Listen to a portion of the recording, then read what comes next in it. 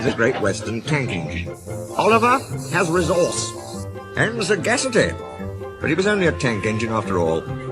No big engine had ever said admiring things to him before. I'm sorry to say, but it made him puffed up in the smoke box. You think I can't manage? Duck, we know. I'm winning, he gasped. If only...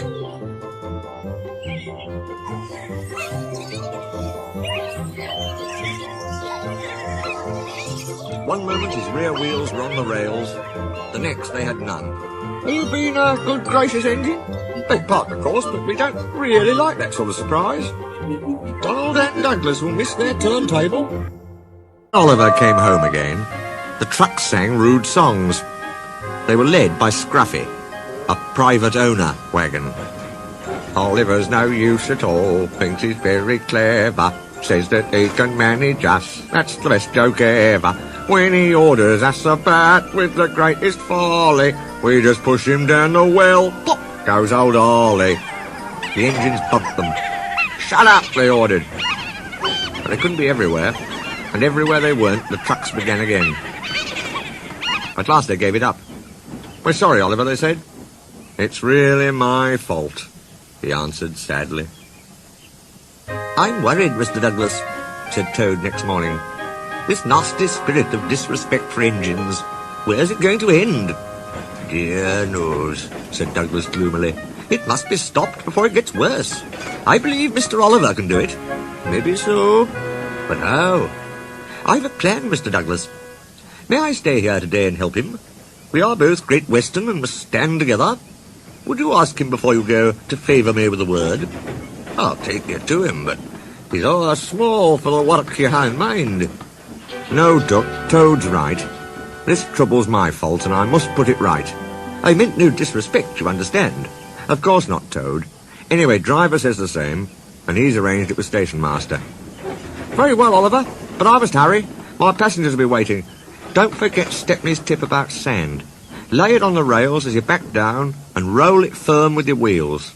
You get a splendid grip that way. Good luck. We three will be there to cheer you on while you give those trucks a lesson.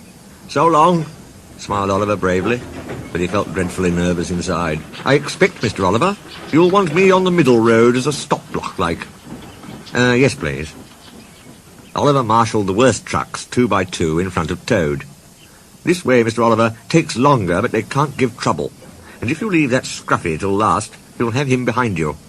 Then you can bump him if he starts his nonsense.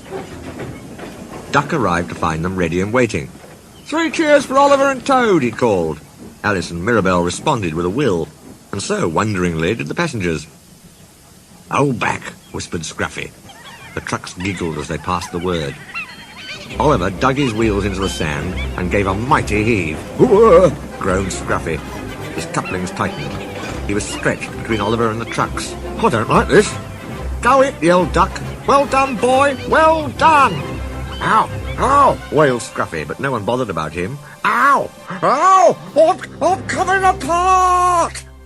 There came a rending, splitting crash. Oliver shot forward suddenly. Scruffy's front end bumped behind his bunker, while Scruffy's load spread itself over the track. Well, Oliver, so you don't know your own strength. Is that it? No, sir, said Oliver nervously. The fat controller inspected the remains. As I thought, he remarked. Rotten wood, rusty frames, unserviceable before it came. He winked at Oliver and whispered, Don't tell the trucks that.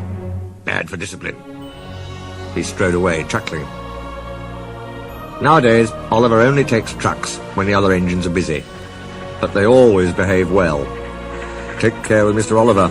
He's strong, he is. You play tricks on him, and he'll likely pull you in half.